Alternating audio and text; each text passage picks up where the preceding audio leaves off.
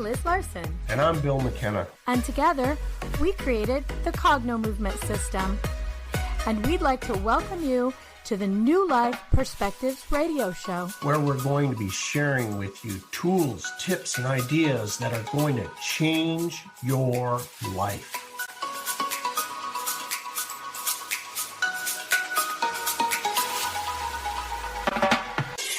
Hello, hello in UK Health Radio Land. I'm your host, Liz Larson, and normally I'm here with my friend, Bill McKenna. But he's got the day off and he'll be joining us again next week. We'll miss him. However, I couldn't be more pleased to be having this conversation today. It's a topic that's near and dear to my heart. And I didn't even realize how near and dear until I started talking to our guest today, who is Hession. Welcome, Anne. Great to be here. Looking forward to it. I am so excited to talk to you today. So when we were talking off the camera today, Anne told me that she's a healer, a medical intuitive, but also a specialist when it comes to sales and sales language. So this is a very unique combination. Yeah. And yeah, it really is heart-centered, soulful sales expert is what she said specifically. And we started the most fun conversation about how healers are being called to the planet right now. Yes. And how they come up against a hurdle. Welcome, and tell us a little bit about yourself and how you are addressing this hurdle. And maybe tell our audience, what is the hurdle healers are coming up against? Sure. Well, I think there's a lot, but I totally agree. I think we have a wave happening in the world of openness to energy healing, of healers feeling called to do it, of people realizing that that's very real and very valid. And it's really important part of health is to include that energetic component. I think it's just, we could talk about that for a while. Like the signs are there if you're looking for them. Like, did you know you can get professional liability insurance as an energy healer? You couldn't get professional liability insurance as an energy healer 30 years ago. Like that wasn't a thing, right? Like I said, the signs are there. And one of the things that comes with this interest in it and people feeling called to do it and realizing they do have these intuitive skills and these abilities to really help people heal on an energetic level is that they really want to do it, and they want to be able to have that be all they do. In other words, to make a living at it, right? You found, it's funny, I when I talk with healers, one of the things that I often say to them that's sort of a relief, and they've been like trying to build a business, right? Trying to get clients, and they tend to get very frustrated. They find a lot of times what they're being taught around sales and around marketing and the things to do feels inauthentic to them. It doesn't feel right. It doesn't feel, like how they want to be. It's super uncomfortable. And I think there's a lot of reasons for that, but one of them is that most people who feel called to be a healer are not actually entrepreneurs. They're not entrepreneurial people, right? They're doing it not because they just want to have their own business, but they're doing it because they found something that they feel is their soul's calling on the planet, right? Yeah. And if they could just get a job doing energy healing, they would, but there's no jobs out there for energy healers, right? So they're in this position where they're trying to shove their heart-based, soul-inspired, woo-woo selves into these like marketing models and funnels and, that just weren't made for people like them, people like us. Right. And so to me, it's like, here's the deal. You're probably not an entrepreneur. A few of them are, like I am. Right. But you're a soulpreneur. You are someone who, and you need a different path. You need a different way of doing business that it works for you. And so I think that's one of the things that is so frustrating is they're trying to follow a path that is just not the right path for them. Yeah. And it's so many people's deep secret that they want to be a healer. that they don't tell anyone. They find themselves even embarrassed about it. Oh, totally. Yeah. I mean, we hear so many people say that, like, I'm afraid for my family to find out that I'm a healer. There's a little stigma around it still. Yeah, absolutely. Which, you were saying earlier to me that, there's a wave of healers being called, and it could really launch us into the future, or it could end. And this is the hurdle I was talking about. This is where it could end. If people have the idea that, number one, becoming a healer means you have to have a business. And number two, that becoming a business part just slaps them right in the face and ends it. They just can't do it. So let's break those apart if we can firsthand. Let's talk about, what is a healer? What are we talking about? A healer. And then second, let's talk about the business part of it. Yeah. I want to start that by saying, I always say, you don't have to have a business to be a healer. Yeah, you don't. Start healing. What is your opinion about that? Well, yeah, I think there's a difference between you can be a healer and have no interest in actually creating a business doing it. You have something, either perhaps you don't need to earn money, you're being supported in some other way, or you have some other way to earn your keep that you also enjoy, and you're totally good with that. And you just want to do this as a separate thing. And that's great. If that's your situation, great. And this is, I think this whole thing about there being sort of this being this wave and this being reemergence is still relevant for you.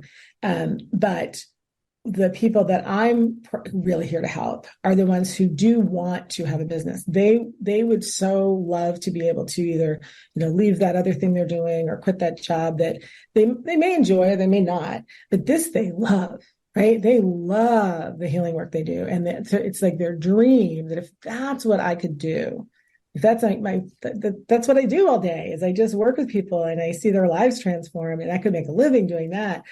So they're like, that would be heaven. And those are the people that I'm here. I'm called here to serve. Like, it's become clear to me over the last few years, I'm really here to heal the business of healing.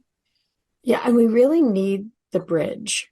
Yeah. Really need that to fill the gap of the how to get there. But I think more than that, we have to change the thinking around it. Yes. So first, if you're thinking that you want to become a healer, maybe a Reiki master, maybe a cognitive movement practitioner like us, maybe you're thinking that you want to even become an acupuncturist. That would fall under the category as well. I mean, a person could maybe become a naturopath, or you could become a psychic intuitive, a medical healer, an herbalist. It's such a doing shamanic healing. That's something that I also do, right? So I have a number of different modalities that I work with when I work with people, and shamanic healing is one of them. I've studied with someone with that and incorporate that in what I do. It can be applied kinesiology and doing muscle testing and helping to and shifting, working with there's so many. And when I say energy healing or intuitive and energy healing, it's a huge umbrella of things that fall under that. 100%. Yeah, absolutely. So what we're talking about is this call to really serve others in changing their life. So some people really talk about healing in terms of medical, but other people are talking about really changing your soul, your thoughts, your mind. And then other people are even talking about more on a higher level, changing realities, changing timelines. That's one of my favorites. Yeah, absolutely. But I'll tell you, one of our practitioners, she's funny. Well, we have two that kind of fit into this category who have a real high level job, high power job. One of them is as an engineer. And she became a practitioner so she could help the other engineers with some of the things that get them stuck. Things that they get in their heads over, things that they have self-esteem issues about, arguments with each other. What brought her to us is she had somebody at work she was fighting with. She did a session and went back to work. And the next day, that person literally became her best friend. She's like, okay, we need this in the office. So when you're thinking about becoming a healer, keep this story in the back of your mind. Could you integrate what you're actually doing? So there's one way. And you know what happened to me? And I've been an entrepreneur my whole life. My first micro business, I was 14. But I was born a healer, naturally born that way. But I fought my whole life against it. That's how I ended up. That's true for a lot of people, especially if it wasn't encouraged, if it wasn't understood, right? Yeah, I fought my whole life against it. So I became an entrepreneur. At one point, I ran car dealerships. I was the CEO of a car dealership. So the two things came together for me quite easily because my brain was already there. But let's really start to talk about where people bump up against this. One thing I hear a lot is, shouldn't healing be free? Should people be charged? I love that you brought that up. And I do run up against that sometimes, that people have a belief, right, that's been taught to them or it's been inculcated, this idea of like, if your healing is, if it's spiritual in some way, if it's like a gift and it's been given to you, then it's actually morally wrong to charge for it. Okay. So I have run into that. I never personally got that belief rained on me. So I was going to say a more crude word. A sentence enhancing word. But I definitely know that that's there for some people. So first of all, I'm never going to tell someone like, your belief is wrong. Like if that belief's working for you, great. Right. And in my experience, when that's come up and we look at it, there's usually a concurrence that it's not working. Right? It's not working. And I mean, think about it. It's sort of like with ideas like that. It's like, it's a belief, like bring it out in the light of day, right? Instead of having it just it's running things from back here, right? Yeah. So bring it out in the light of day. Let's see. Does this have legs? Like, does this, is this hold water? And to me, it's like, if you have first of all, if the idea is because it's a gift, it's wrong. Well, by that argument, an artist shouldn't be able to sell their art, right? A writer shouldn't be able to sell books because they have a gift. So that to me is like, okay, well, that's right.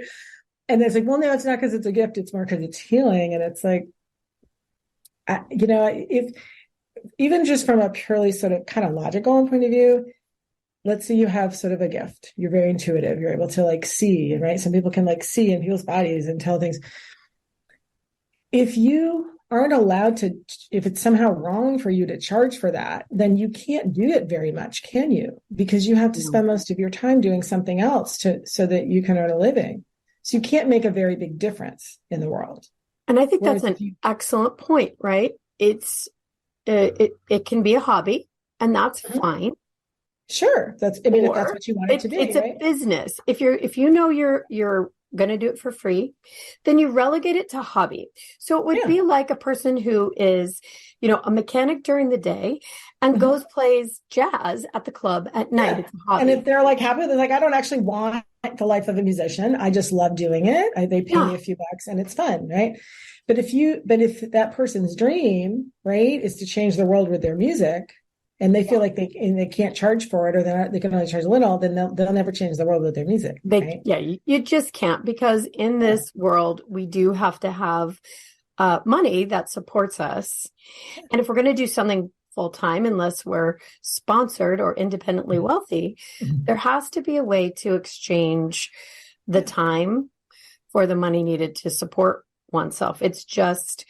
And so if you can be paid for this extraordinary work that you're doing that's transforming, changing people's lives, maybe even saving their lives in some cases, if you can be paid for that, then you can do a lot of it, and you can make a big difference, and you can transform many lives. So it's just like, we just got to separate that out. There is nothing wrong with being paid for for the value that you bring. And it's funny you mentioned the time. To me, I like to actually help my clients separate out the time piece, and not they'll get very caught up. I have a whole training actually about how they can price themselves, because they tie themselves in knots about what they can charge. And And I get that because I used to too. Yeah. I've been self-employed most of my life. So when you're self-employed, you have to set your own rate, right? Yeah. And I realized over time that I had come up with a way to do that that felt in integrity, it felt authentic, and it felt empowering. And I realized that most people don't have that. So I started teaching it. Right? But to me, it's like, you got to, sure, there is a certain amount of time that it does take you to do what you do, right? Yeah. Like it doesn't happen in zero time, but you're not being paid for your time. You're being paid for the value that you bring. For the value. It's a really, really good point. So important. There's an old story about it's an artist, but the idea is basically like someone, business owner, and asked a graphic artist if they would come up with a, really important, like a new logo, a new graphic for the thing. And the guy said, sure. And, in like 20 minutes created something really amazing. And then there's like, that's really great. How much do you want for that? And, that's about $1,000. Like, what do you mean $1,000? It took you 20 minutes. It's like, you're not paying for 20 minutes. You're paying for the master's degree in art and the internship I did with that, award-winning thing, and the 20 years that I've been in the field so that I can create something that perfect for you in 20 minutes. That's what you're paying for.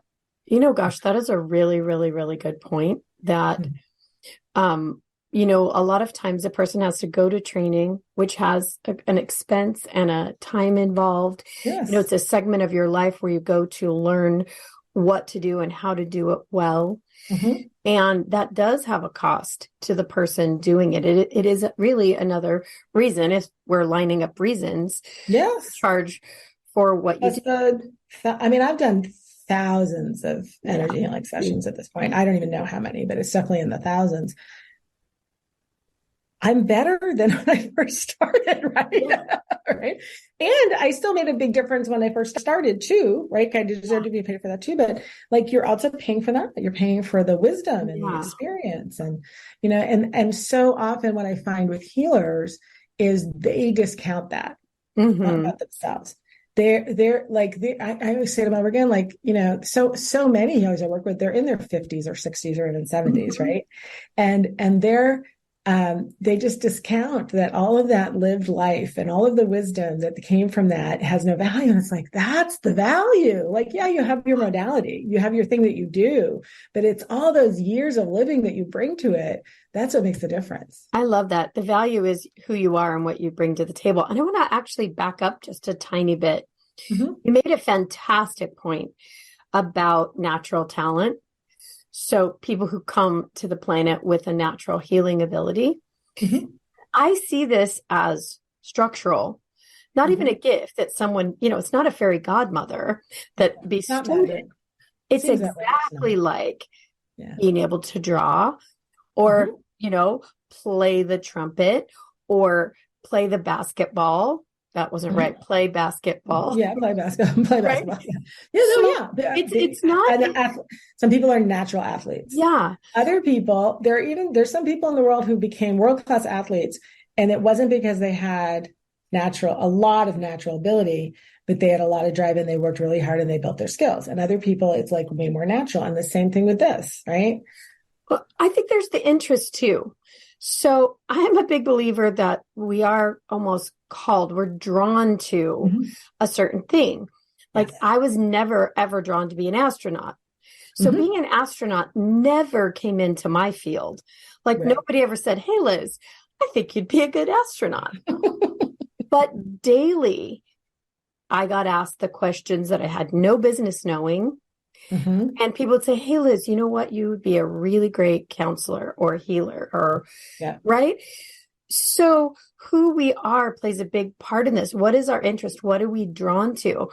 And not everybody wants to be a healer. It's a small amount of people. Of course. Yeah. So if you're hearing our voice and you're one of those people who has that as an inkling, you are unique. You described yourself as a unicorn earlier, where you have the entrepreneurial skills and the healing ability at the same time, and education and talent and all of that. So if you're hearing us and you think you'd like to be a person who serves in this way, you're unique. Yes. Even just in your interest in it. Not everybody has it, right? absolutely true. And it also isn't like it could have been never been an interest before, but it is now. Like now you're ready to kind of hear that call. Now it can really be, the kind of healing work we're talking about that I would generally call energy healing, but like I said, it's a big umbrella term. It doesn't have to, but it just tends to have a really strong spiritual component. Certainly you don't have to follow any particular religion. I think you could actually be, an atheist or agnostic and still do this. But typically it's, there's just a spiritual component to it. And very often for people, it occurs like as part of kind of a spiritual awakening and a part of a spiritual sort of flowering and opening up and connecting to whatever it is, the all of it that's bigger than all of us, connecting it to it in your way is very often tied into realizing that healing is a lot more than chemistry and structure. Yeah, it's a much bigger conversation. Our work, Cognitive Movement, really would be great for an atheist or agnostic in the beginning because it's very technological. We work in the nervous system. We access the power lines.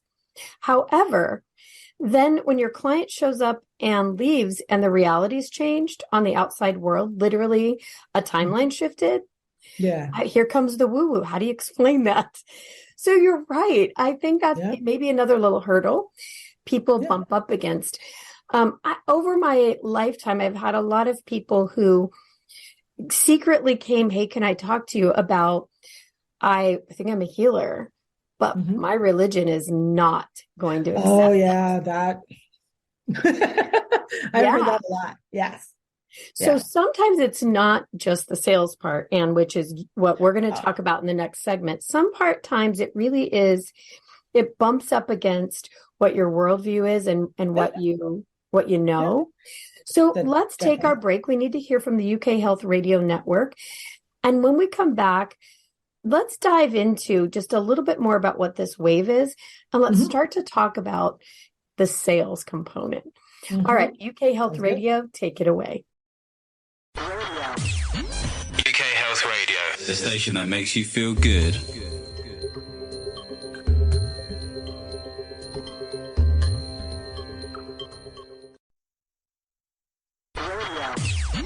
UK Health Radio, the station that makes you feel good.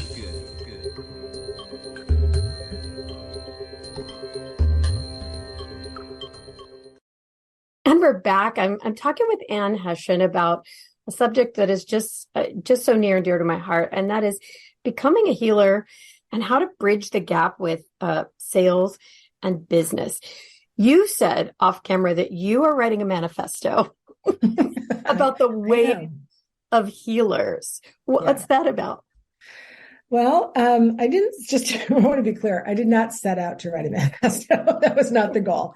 I never thought of myself as someone who would write it. I mean, who thinks that, right? Right. But where this started was, really recognizing, I feel that there is this growing, it's like an emergence to reemergence of energetic healing in the world. There's a growing interest in it, growing number of people who want it, growing number of people who feel that they're called to do it. I think the signs are there if you're looking for them. And we kind of hit on a little bit. I could give you a lot more signs too. And I feel very strongly that as wonderful as that is, what we can't do is just take that for granted because, and just be like, great, let's ride the wave. We have to be thinking ahead. We need to be thinking 20 years, 30 years ahead, because when especially something that has been as, decentralized as energetic healing starts to get big, there's particular challenges that come with that. So if I could go deep here, so stop.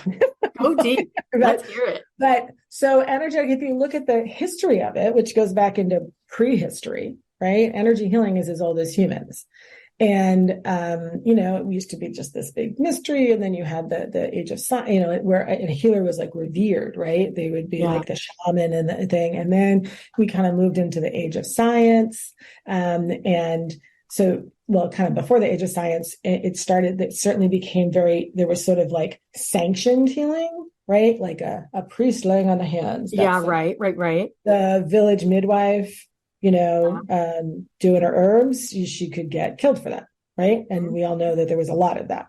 So there was, there would get a lot of stuff between religion and different types of healing, right?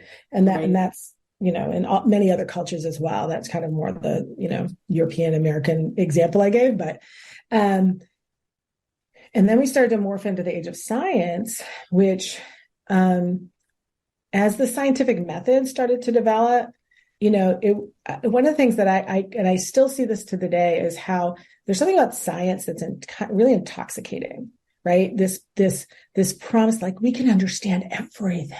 Yeah. Right. At all the and things. If you look, like, especially kind of as the early, scientific method goes back to at least the ancient Greeks and Romans, right? But there was a bit more in like, now we're going to experiment and observe. And so, around like Descartes and Newton, what we had for a long time, there was this very mechanistic view of reality, right? Once we started getting gravity and that there was something really intoxicating about that view, because there was sort of this promise that if we just think about this hard enough and we do enough experiments, we'll understand everything. And that's like, we love understanding things, right? That's right. And so now, in addition to religion being very down on most forms of energy healing and literally torturing people and killing them for it, right? Mm-hmm. Now you have this emerging, very, seductive scientific paradigm that has this whole other reason to kind of crap all over it, because there was no way you could measure it with what was available in that mechanistic view and the kinds of measurement tools that were available. So it just became, now it's just balderdash and old fashioned and poppycocking, right? Mm-hmm. Yeah, and superstition. Yes, right. And so now there's a whole other reason why it's driven underground, but never driven away. And it's ironically really two scientific huge breakthroughs that allowed it to reemerge. The first being, Einstein. And Einstein opening up the door to quantum physics and you can't explain it all, right? That there's this whole Tesla, yeah. Right? So Tesla, Einstein, the theory of relativity, and realizing that it is not that mechanistic view of the world doesn't cut it, right? And so, relativity, all that. And so that opened up to quantum physics, which is, if we're going to talk woo-woo, is there anything more woo-woo than quantum physics? I don't think so. Like there's nothing more woo-woo than quantum physics, right? And you can explain energy healing through that. So that means now we started to be able to measure things we couldn't measure before. And now they could measure like the monk's brain waves, right? Like you couldn't do that in the 1650s. So the opening of science into the whole quantum thing, now there's an opening there, right? And then the other thing, of course, is the information age, and the internet, and the fact that the information can get out there. So if it weren't for those two massive breakthroughs in science, energy healing wouldn't have been able to reemerge. And now the results of energy healing can be measured. And proved. Yeah. Yes. What's the change in the brain waves? What's the change in the voltage of the body? Where does the body redirect its energy after one of these sessions? The MEG, the EEG, all can measure that energy. Feedback, the technology that we're coming up with. So outside the body. What's happening now is what I think of it. It's like this sort of tentative handshake, between kind of the hardcore science and energetic healing. And I want to turn that into a really solid grasp, right? And so this all started with Mass About the Manifesto. And to me, my contention is that what we do in the next 5 to 10 years, so not a huge window, what we do in the next, or fail to do in the next 5 to 10 years, is going to be the single determining factor in whether or not this current reemergence of energetic healing and intuitive healing in the world becomes what I would call a true renaissance, where it permeates and really becomes a part of our fundamental understanding of health and healing. Or, and this could happen, it gets driven back underground again. Yeah. Because it really could, right? Yeah, I agree with you. That's why I say, like, we've been, it's like this person's over here teaching their thing, and this person's over here teaching their thing, and this person's over here, and it's all great, but we got to start working together. And that's really what I'm about. Is we're actually forming a nonprofit And, so that we can start working together on these 4 fundamental sort of pillars, which is like the education and training and standards and stuff, the legal and regulatory. Most energy healers have their heads completely in the sand about that. We have to have a voice in that, because the bigger we get, the more there's going to be regulations. We have to help create them. Yeah. And then thirdly, the research, funding more research into the brainwaves and the thing and all that. And then the fourth is my jam. And that's the business side. It's the business of healing, because none of that matters if people can't make a living doing it. Yeah, you're 100% right. I want to go back to what you were talking about with the science. Also, the other component is science is being shown to not always be accurate as well. We thought the scientific method meant proof, and it doesn't. It means an opinion a lot of times. Well, we could talk about that for a long time. I right? Personally, publication bias, the role of money, all that stuff. There's a lot of stuff, right? Yeah, and I'm really also about challenging some of these ideas. In psychology alone, we have Freud and Jung. And if you really look into what they taught, they were just 2 guys with an opinion, some ideas that really did advance and change what we think about the brain and the mind.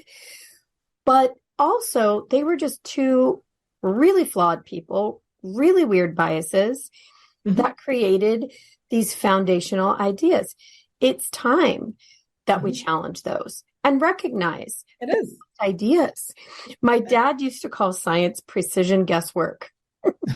Well, yeah, I mean, it is. And I think you want to look at those things I was a psychology major, and honestly, nowadays, most people kind of straight up make fun of Freud, and there's a lot to make fun of, let's be honest. But there's also a lot to acknowledge. I mean, he really was the first one, or among the first to have us take seriously the idea that things that happened to you in your childhood could continue to affect you for the rest of the life. That was not what people thought back then. Right. So there's some, that's just one example. Right. And so there's things we can learn from each and every, and these things. And then you have, behaviorism coming in, and B.F. Skinner, and that whole thing. And I actually got to hear him speak once before he died. That was pretty wild. Just this is wow, someone who changed the whole industry, changed the whole field. Yeah, absolutely. Some very valid things, but still just part of the picture. Yeah, I think we have to have the willingness to question and to challenge. That's it. Not just say science is science. But okay, where did that come from? And all the biases. Anyway, totally different conversation. Let's segue into the business part is really what we wanted to talk about today. It's such a huge conversation. I could talk about it for weeks. I know, we could. But in the end, an individual needs to decide, what is the modality? What's the mode in which they want to begin their healing work? And that changes over time. And if they're going to do it and not have it be a hobby, they need to be able to talk about what they do. They do. Invite people to work with them and find a way to charge monetarily so they can support themselves. Yeah. So where do we go with that? How do we start, Anne? So that's called sales, right? It's like that word, right? And I often just kind of joke. So most healers are allergic to sales. They're basically just allergic to it, right? They'd rather crawl into a hole in the ground than have a sales conversation. It's so uncomfortable because it's so personal. And there's a lot of for that, some of which we talked about, if you have these beliefs around it's, how do I charge for that? A lot of self-worth issues. So there's a lot of inner, right? Like how dare, who am I to do that? Blah, blah, blah. What if they don't like it? What if it doesn't work? All that stuff, right? So there's all that, but there's also that they just don't have the skills. So one of my sort of core things is to help people understand that, look, sales is just a set of skills. It's just a set of skills, and you can learn them just like you learned how to do what you do. You learned how to ride a bicycle. You learned, how to use different tools. You learned how to read and write. You can learn sales. Having said that, what kind of sales? Right? So I have done a lot of sales, and I've done a lot of sales training. And one of the things I can tell you is someone who's done a lot of that and done sales, and I've sold easily over $4 million worth of, products and services, my own and other people's, from I don't mean like by sending someone to a website, I mean from a one-to-one sales conversation. So I figured out I've had well over 10,000 one-to-one sales conversations. Wow. So I know what I'm talking about, right? And I definitely don't know everything, but this is my area. And if you're listening, if you've ever, you kind of, I have to know how to talk. I know how to invite people. I have to be able to give them the price. I have to do sales. And if you've ever gone and done some kind of sales training and it made sense, but then when you tried to do it, it just didn't feel right. Mm-hmm. Here's probably why. In my experience, most sales training out there in the world still today, although it has shifted, is I feel it's coming from a very outdated paradigm. It's not coming from what heart-centered, soulful sales. And most sales training is very, what I like to call high testosterone. It's very male. It's, if you look at the traditional language of sales, it's like literally overcome their objections. Overcome them? How about address them? Listen to them? See if you can overcome their objections. That is what you're told. There'll be a section in the sales manual. There's the chapter on overcoming objections, right? Always be closing. It's this very, look at, you can even, there's classic Glenn Ross, right? Classic movies about salespeople. And it's like this, right? And it's so, and I do want to be clear, I'm not bashing the guys. I love male energy. I have a lot of male energy myself, but it does not work for heart-centered people, male or female, as our way of engaging with people, trying to, serving them and inviting them to work with us. So how do you like this one? Hit their pain points. Oh yeah. Hit their pain points. Now, discover their pain points in the sense of take the time, care enough to find out what it is they're struggling with, how it's affecting them, but not hit them. Right. Don't twist the knife. Right. So, but they're very different, right? It is important to find out what it is that's going on for people that they don't want, that is painful or a struggle, if you have something that can help, right? But it's how you do it. Yeah. Nikki Rausch, who's a sales professional, she said the other day, it's kind of like the hit your pain points is coming at somebody with the edge of an envelope and giving them a bunch of cuts. Yeah. Saying, oh, by the way, I sell Band-Aids. Oh, yeah. Hitting their pain points, which is different than what is your why? What are your goals? What are you wanting to achieve? And what can my services do to support you in that? Is a completely different thing. So I get what you're saying. It's this pushy or push male energy versus an invitation. To put it is, so traditional sales is very male energy. Okay. Heart-centered sales, soulful sales is coming from female energy. And how I like to put it is heart-centered sales is always putting the relationship before the transaction. And I love that. Right? Relationship first, transaction second. And male energy is focused on the transaction. And I think there's nothing fundamentally wrong with that. The transaction is also important. But when you're putting the transaction as being primary, you can tell. So relationship first, transaction second. You can just feel the softness in that. Yeah, speaking of sales, speaking of sales, we need to hear from the UK Health Radio Network. They have a few things they might want someone to do or buy. So UK Health Radio, please take it away. UK Health Radio, the station that makes you feel good.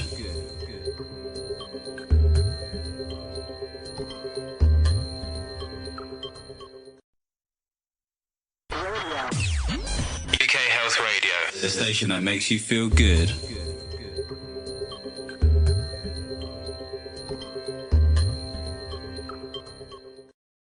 And we're back with Ann Hession. We're having a great conversation about healers, selling for healers, and the business side of it. So we're talking about how traditional sales models often feel very masculine, the push.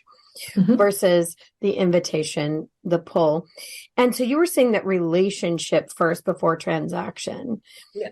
So I love that, that shift in thinking. So are you talking about the traditional building rapport or something else? It's part of it's that, to me, what makes sales really work is that part of it is that you are just being an actual real human being connecting with another real human being. Now, so you're being you're allowing yourself to really be there.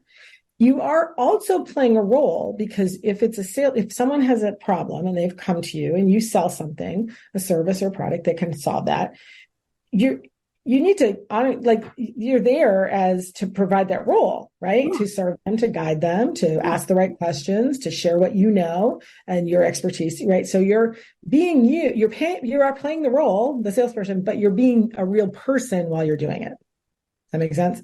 Yeah. Think of it. I think sometimes think of like a waiter, a waiter or waitress, right? So, which is sales, by the way, to a certain degree. Like there's like waiters you would always go back to them, right? Because they're so fun and they're just being real with you, and right. And then there's others. They're doing everything they're supposed to do. They ask you all the right questions. They got your order right. They checked back in on you, but there was no human connection. Right? Yeah. Okay. But at the same time, if you have the waiter who's really fun and they're being really human, but they got your order wrong, they didn't ask the right questions, you still, right? So you want the one who's going to be a real person. You may have some fun with them. They see you're having a hard day. They go the extra mile. They bring you a piece of pie, whatever. But they also listen and they ask the right questions and they got your order right. That's what you want in sales. I just had an aha moment, and with what you're saying is so good. And I think you're so right. So many of us, especially if we're coming from a heart-centered service that we're offering, think, okay, in session, we're going to be the person who guides and knows and helps and serves. But there's this uniform we have to put on to sell it to them. Yep. And we're somebody else. We have to become somebody else. And that's usually somebody who's real awkward. Yeah, exactly. I don't have the end, but it's like they asked about working with me. I got to put my sales hat on. Oh, yeah. Shoot, what do I do now? What am I supposed to, I'm supposed to hit their pain point, right? And you just you go away. You're not there anymore. And they're and you get so weird. Yeah, you get so weird. True. So I love that. I mean, just the visual. There's the belief you've got to put on a different uniform instead of just being who you are. So that's lovely advice in just the first place. Yeah. If somebody learned nothing else, but just be who you are, be yourself, be the same person you are in your session when you're offering your service. So I really like that. Appreciate it very much. And can I just say, it's like what, and that's very important. Sigh of relief. And let's be honest, it's not always easy to be yourself. Mm-hmm. Yeah. Right? We get thrown. We get what am I supposed to do now? And so the reason, first I want to paint a little picture. How sales is for me now. I enjoy sales conversations. They're fun. I'm just totally real with the person but I've had a lot of them. Okay. So that's why I've gotten to where I really can just be me. And I've had sales conversations the sales conversation itself was healing. The other person and I were both crying at the end because we got so connected and we were just taking a stand and creating this possibility for it. Right. So that's what's possible in a sales conversation when you're really just being yourself and you have the skills. Ooh, okay? That's juicy. One of the biggest reasons why you stop being you when they ask, how much do you charge? Or tell me about what you do and everything, is because you don't know what to do. And it's hard to be present when you're being put in a situation where you don't know what to do. You don't have the skills the situation requires, right? So that's why it's important to also learn the skills. Okay. So you said that, you told me off camera as well, that you have a gift for everyone where they can get some steps for where to start.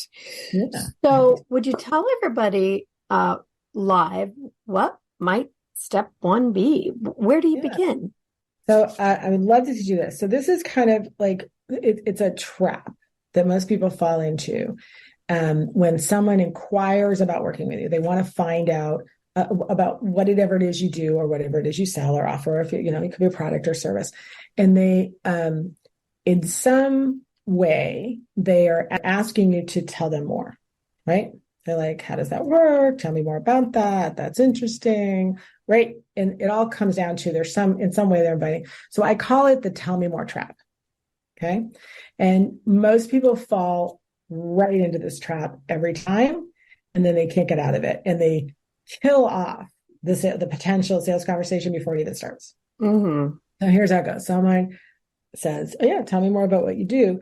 And then what do most people do? Right? Word vomit. Air hugs, verbal vomit. Oh my God, they're interested. Your brain's like, woohoo, they're interested. This is so great. And you start, and here's part of why we do. A lot of people do it anyway, even if they're not as in love with what they do as we are, but we love what we do, right? Mm-hmm. Yeah. You love it. You love it. I could geek out about energy healing for hours because you get me with another healer. We're like, oh my God, did you know about this? Right? Because we started, that's part of why we do it is because we really are that interested in it. Right. But they're not. Right. So we'll start going on and on, right? Oh, like where you studied and how this happened and where it came from and these results. And we'll just we'll go on, and their eyes are starting to oh my God, I didn't, right? And we've all had it done to us too. Mm-hmm. That it's a networking thing and you ask someone and then 10 minutes later, 15 minutes later, they're still talking. You're like, oh my God, dude, I did not want to know all that, right? Yeah.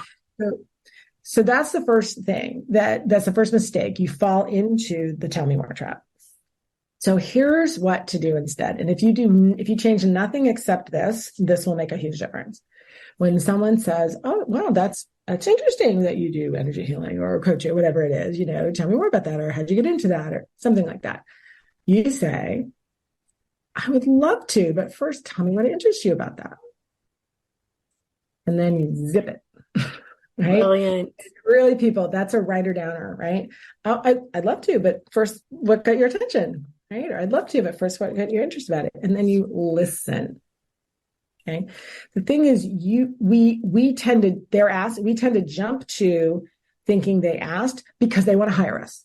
And they're several steps away from that. Typically, they might just be being polite. They might have a friend who they think might be interested. They might have a cousin who they think is maybe studying the same thing you do, and they're just trying to figure out if what you do is the thing their cousin's studying. Those are three very different conversations, right? So unless you find out why they want to know more, the odds of you giving them something that would be useful and interesting to them are slim to none. Exactly. And with healing, alternative healing methods, you really have no idea what people know or don't know. They think alternative healing means vitamin C. And you may be talking about changing the universe through your nervous system, right? You really need to ask that question. I love it. So tell me more about what you want to know. How do we formulate that sentence? Yeah. So like I said, I would recommend if they're saying, please tell me more, or what can you tell me about it? You don't want to sound cagey, which is why I like to put I'd love to at first, right? So you're absolutely happy to tell you. But first, it could be what got your attention about it, or is there anything specific? Or although that kind of, I don't usually say, is there something specific you want to know? Because that can kind of put them on the spot. If they don't know anything, then they're like, I don't even know what to ask, right? So instead I just what got your interest, right? Or what caught your attention about that, or something like that. And they'll answer, right? And they might just indicate that they're just being polite and okay, great. Then that's not I like to teach this in terms of, it's kind of like a red light, green light, of where they want the conversation to go. Sometimes you really should just talk about something else. They're not interested. Yeah. Okay. But if they are, they're like, well, I was wondering if, I've had this thing with my back. I'm kind of wondering, I heard somebody so I was kind of wondering. So that still isn't, that doesn't mean now it's time for you to fire hose them. It's never time to fire hose them, ever. Yeah. But that's when you go, oh, well, tell me more about that. Like, so sales is 90% asking questions and listening to the answer, and maybe 10% telling them things. I think that's the biggest misunderstanding. Yeah. A person who is trying to sell their service, really not even trying to sell their service. They're really trying to serve the person. And there's a cost for that. I think that's what it is. Like, I think people are never considered themselves a salesperson, and yet they find themselves in this position, is that you think you've got to tell them everything, when really what they want is to be heard. And the more a person feels heard, feels seen, the more they trust you and like you, the more they're going to lean into like asking for your service. Exactly. That's a beautiful place to be. And how that happens is that you make the conversation about them. All the problem they're here. They're in our own head, where we're all caught up. Like, what do I say now? Right. But when we get out our own head and we just get over there in their world, then most of the problems just kind of disappear. And how you do that is by asking questions more than anything else. Right. So I'd love to tell me what interests you about that. And if they do share something about themselves, then, oh, wow, how long's that been going on? Like, what else have you tried for it? Yeah. That sounds really hard. Does that keep you, from doing, and then you can kind of also find out what they like instead, like what they would like to be. And then it's partway in, when they're really interested, that's when you can tell them like 2 sentences about what you do, not the process. And that's the other thing, is we like to tell people the process. Well, I go through this, and then there's a chart, and then I run a magnet here, and then I do my pendulum over here. Like, they don't care. Right? It's just, I do this, we do this, and then usually this is what happens. Is that the kind of thing you're looking for, right? And they're like, yeah, all right, let's do it. So I cannot believe it, but we've actually run up against the end of our time for UK Health Radio Network. I want to make sure that everyone knows where to find you, and that there's more steps that people can actually get in a free PDF. If that was step 1. So if you want all the steps, and actually there's 5 or 6 steps depending on the circumstance.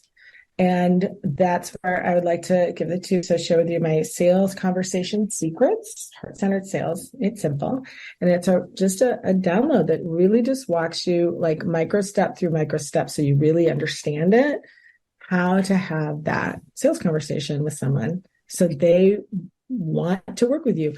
And can I say, or not, because not everyone wants to work with us, but it's clear, and it will keep you from trying to sell to someone who isn't interested, able to sell to someone who is. It's really, really important for sales, for people who are selling a service like healing, to understand that not every client is for them either. Yeah, absolutely. To work with me, you have to go through a little process so that we know together, is it a good fit? What I do may not be the right fit. And then I have this great group of people that I refer to. Yes, exactly. And sometimes I just I don't feel like I'm the right person for them. So I refer to them elsewhere. And this process helps with that as well, because it's really about serving them and finding out what's going on with them and guiding your job in sales, in the sales part of what you do, is really to guide people to a decision of yes or no that's in their best interest. And sometimes no is what's in their best interest, and sometimes yes. But it's to me, it's I always want to help people come to either a clear and empowered yes or a clear and empowered no. And those are both wins as far as I'm concerned. Yeah. So people can find that at soulpreneurssuccesscode.com and then /SCS. soulpreneurssuccesscode.com /SCS. And if Anne is willing, we'll actually continue our conversation just a little longer. Speaking of sales, we need to hear from the UK Health Radio Network. They have a few things they might want someone to do or buy. UK Health Radio. the station that makes you feel good.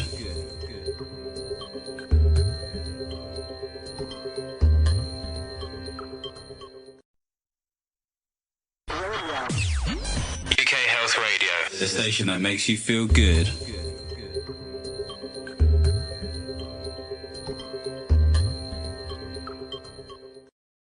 So we're back on New Life Perspectives Radio with Liz Larson and Bill McKenna, the team that created the Cogno Movement System.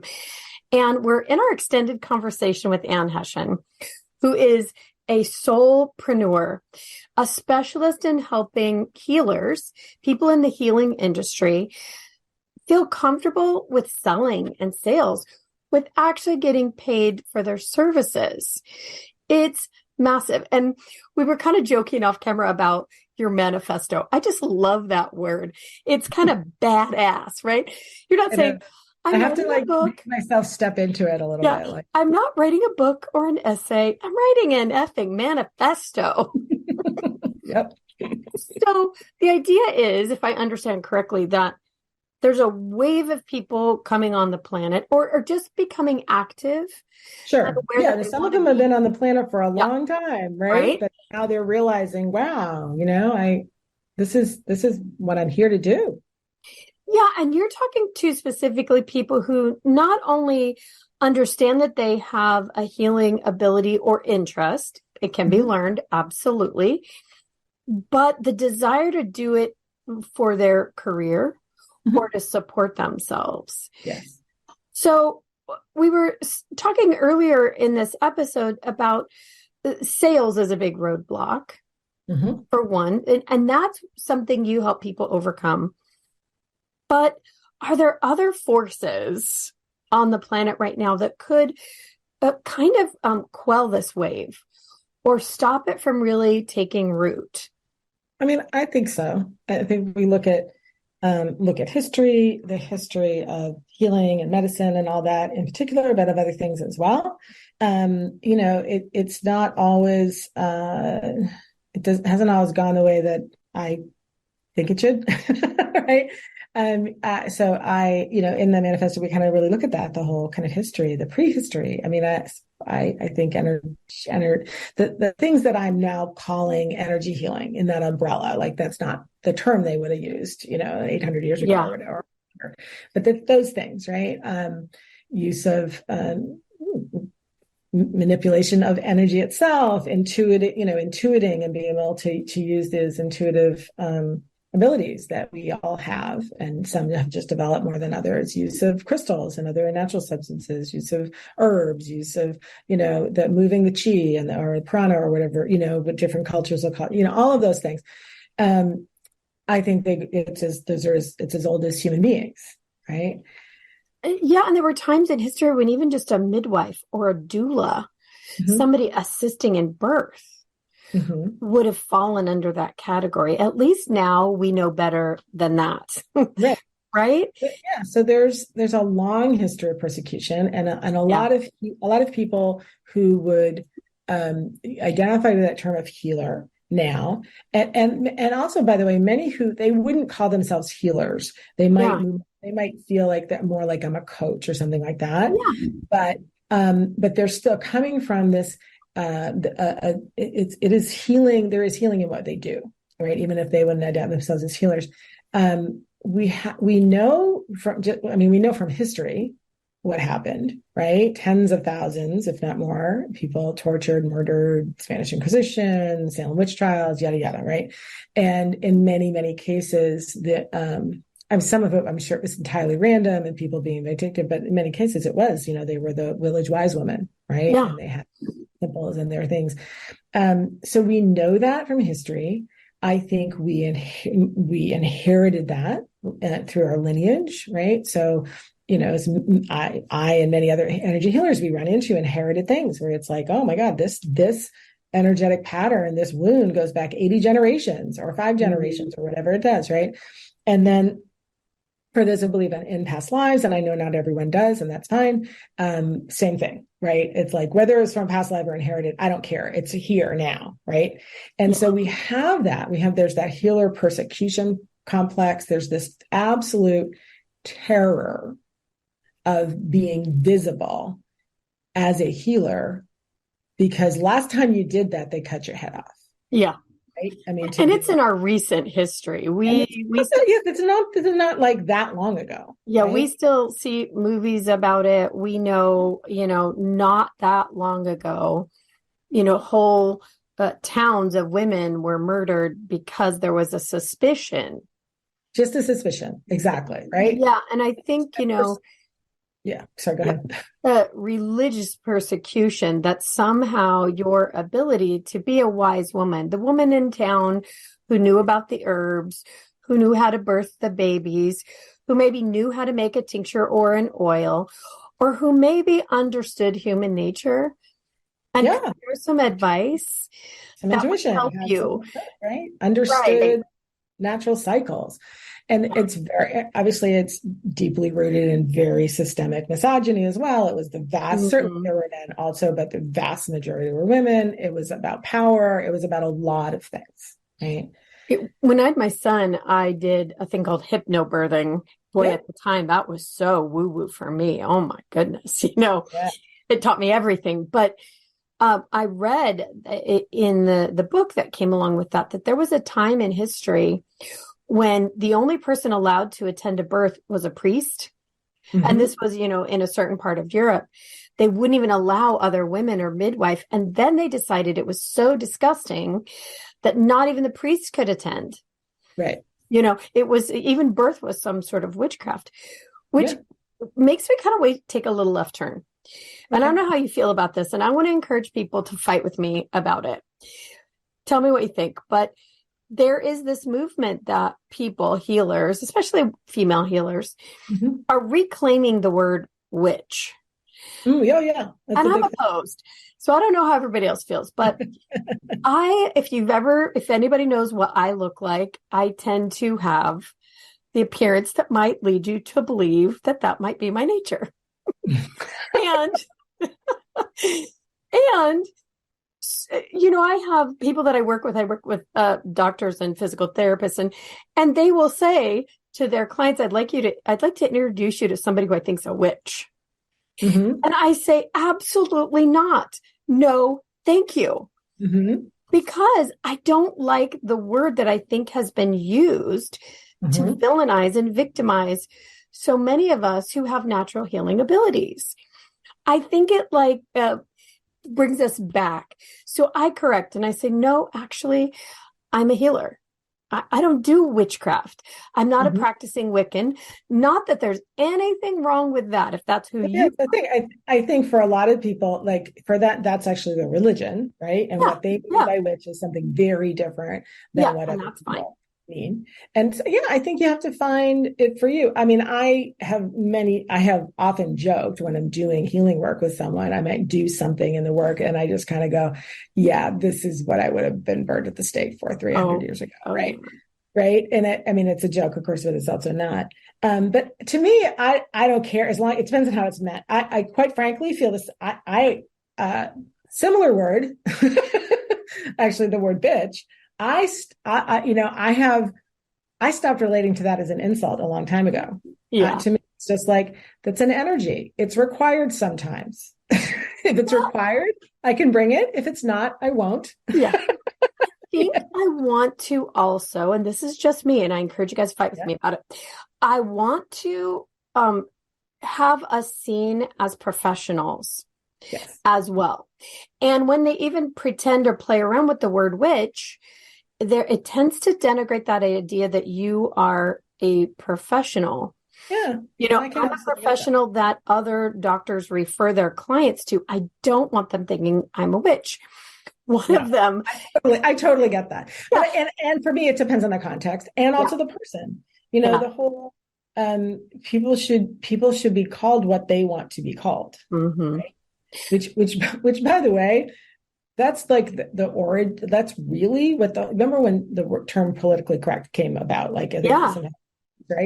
That's really, and then it became, a whole thing and a joke and everything. That's really all that ever was refer to people the way they would like to be referred to.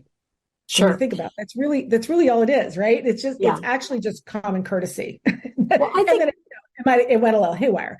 But it's just courteous. You don't want that term, so people shouldn't use it for you. I think it's the connotation too. For me, words really matter. And I never get offended. I know what they mean. And I do laugh, but I always correct a little bit. But you correct them because it doesn't work for you. And that's good. And the connotation that there could be something evil or a hex put on someone, which is what we associate with witchcraft, not Wicca, but witchcraft, is that there could be something negative about it. So for me, it's important to take that connotation out and to really bring up the idea of miracles. In my practice and in the practice of our practitioners daily, we'll say, where's my miracle today? Because we experience and witness things that seem outside of the explainable. I think they're perfectly explainable, but there's something that you don't expect and that's not probable, right? So I like to shift the conversation in that direction. What becomes available then is a different idea. So for me, that's why I'm opposed to claiming the word witch.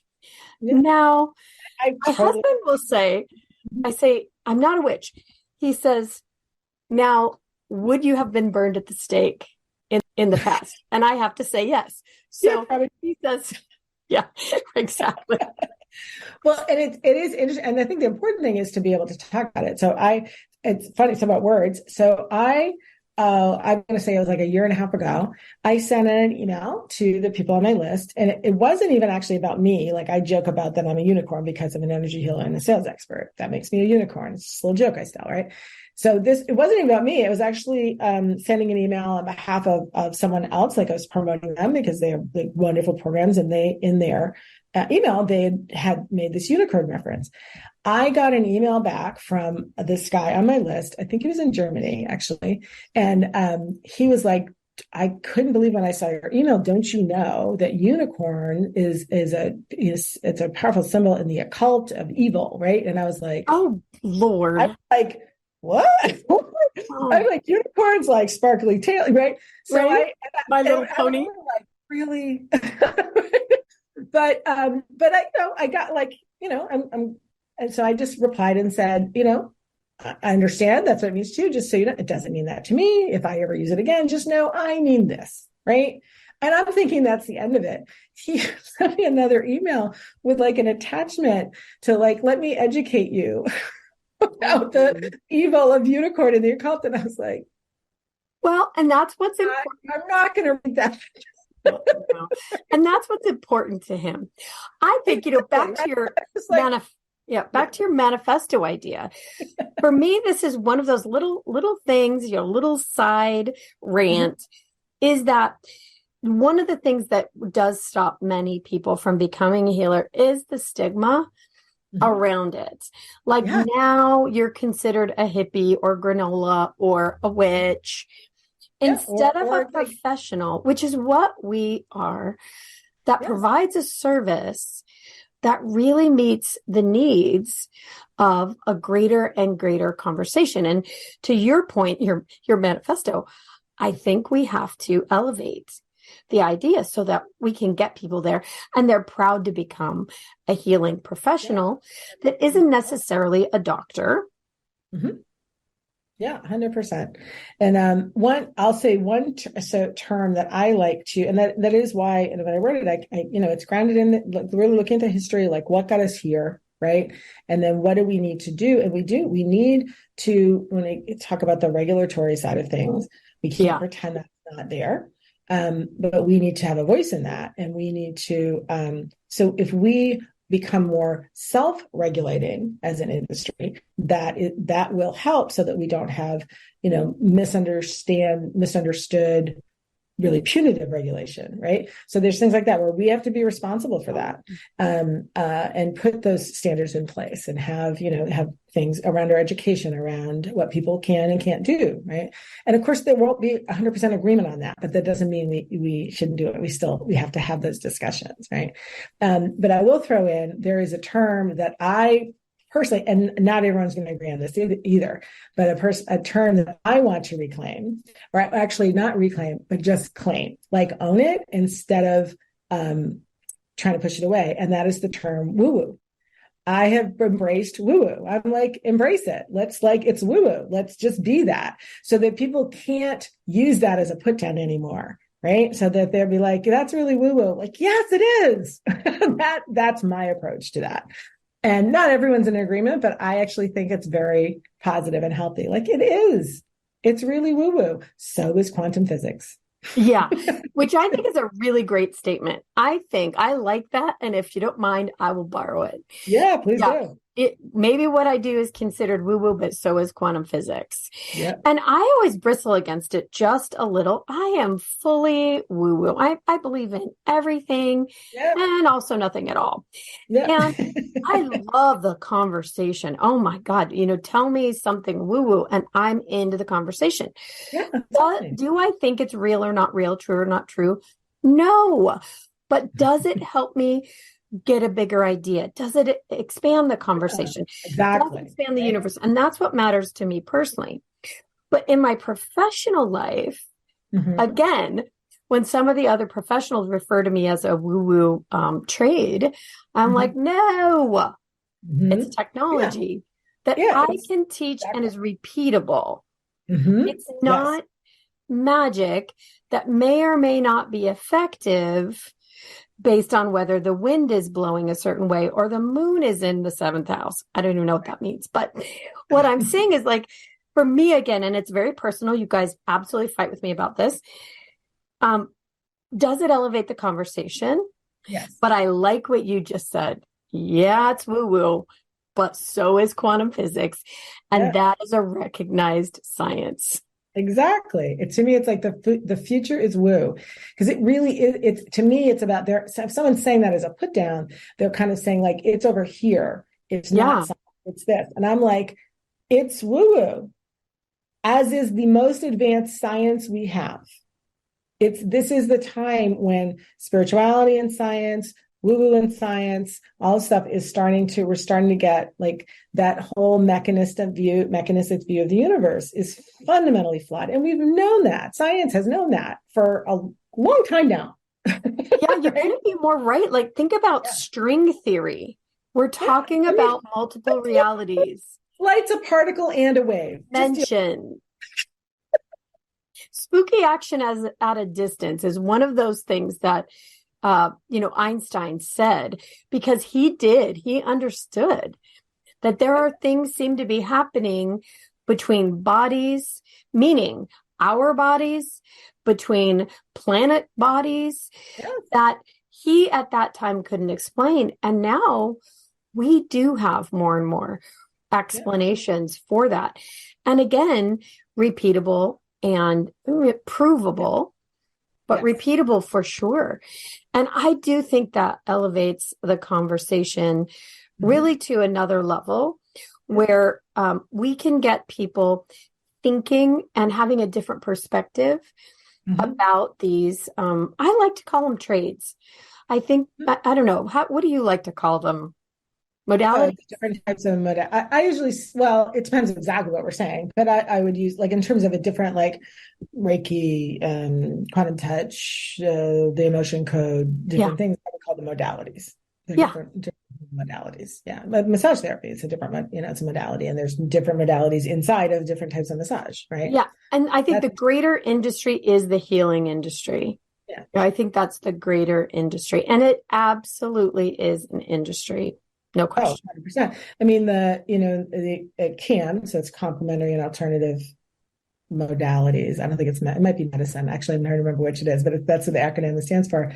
So the biggest study that's been done in the US so far was in 2004. So that's all, almost 20 years ago, based on a 2002 very big survey that was part of, like the National Institutes of Health and stuff. It was a pretty substantial survey.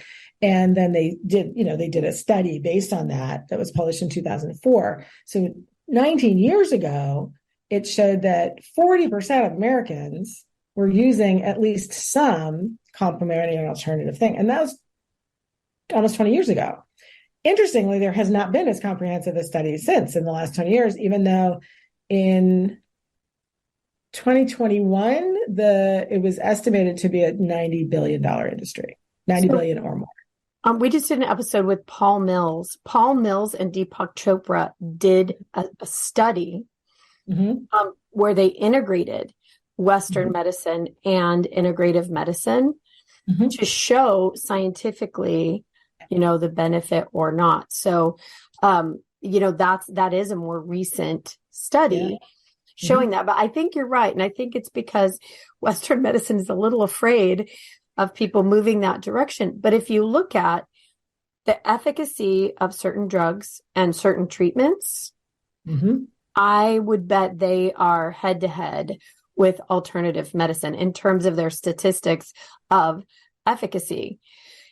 Cancer treatments. I think there's a lot to be said for that and the use of it. And again, that's where we need the data, right? So those sort of 4 pillars that I was talking about, we have to be doing that. We have to do the research, be able to do the comparative, and there's a place for all of it. I'm very far from being a Western medicine basher. Western medicine is extraordinary. Oh my God. I got Lyme disease 12 years ago.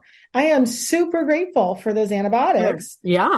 That I don't have chronic Lyme because we figured out it was Lyme. I took the really heavy duty antibiotics for like 6 weeks, but it got rid of it and I don't have Lyme disease. I am very grateful for that.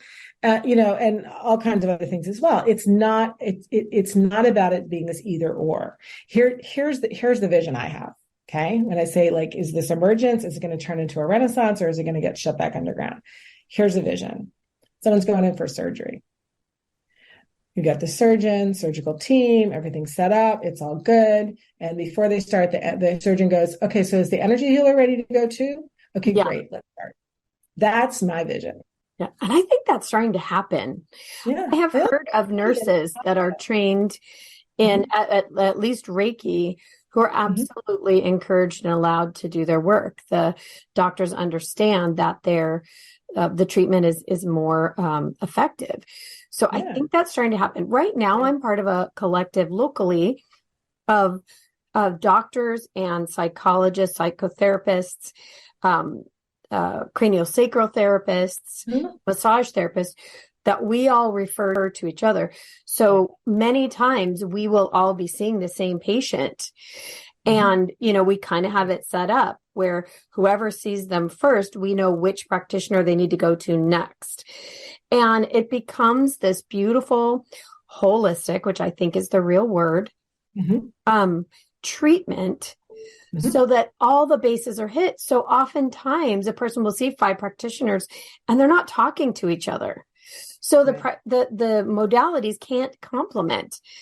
We all have the permission and we share okay, here's where we got to in this session. Now let's see if their body actually moves better or they'll accept the next treatment better. And the results are astounding, life-changing, what someone would call miraculous.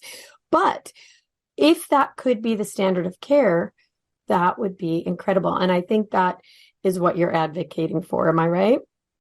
Yeah, absolutely. Right. And being able to, that's available. It's not, if people aren't interested in that energetic part of it, of course, they don't, need to put it if they want it. It's built, it's part of, I think the time is now, is emerging for, what we now, it's funny, we call it traditional medicine, it's really more new, right? Yeah. But for it to truly become integrative, right? Yeah.